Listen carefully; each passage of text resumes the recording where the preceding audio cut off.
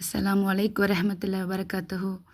அன்றைக்கி லஞ்ச் பாக்ஸுக்கு என்ன பேக் பண்ணேன்னு பார்த்தீங்கன்னா, சப்பாத்தியும் கொண்டக்கடலை கிரேவியும். மார்னிங் பிரேக்ஃபாஸ்ட் பண்ணதே லஞ்ச் பாக்ஸுக்கும் சேர்த்து வச்சுட்டேன். டைம் இல்லை. நைட்டு லோக்கல் ஆர்டர்ஸ் நிறைய இருந்துச்சு. எல்லாத்தையும் முடிச்சு கொடுத்துட்டு தூங்குறதுக்கு கிட்டத்தட்ட 1 மணி ஆயிடுச்சு.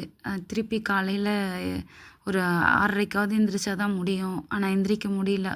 எந்திரிச்சதே 8க்கு அவசர அவசரமாக பண்ணி கொடுத்துட்டு, ஏன்னா 8:50க்கு வேன் வந்துடும். கொஞ்சம் சீக்கிரமாக பண்ணுற மாதிரி இருந்துச்சு. அப்போதைக்கு அவளுக்கு மட்டும் 2 சப்பாத்தி போட்டு பேக் பண்ணிட்டேன்.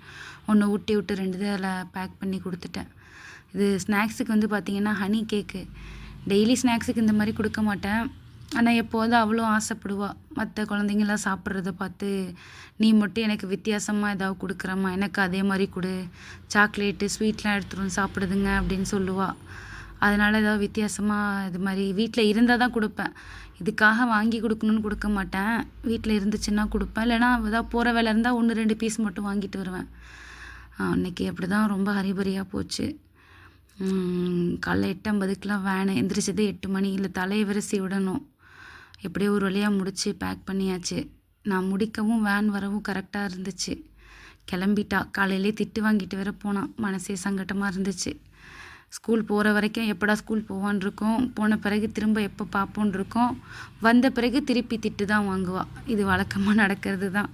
அஸ்ஸலாமு அலைக்கும் வரஹ்மத்துல்லாஹி வபரகாத்துஹு.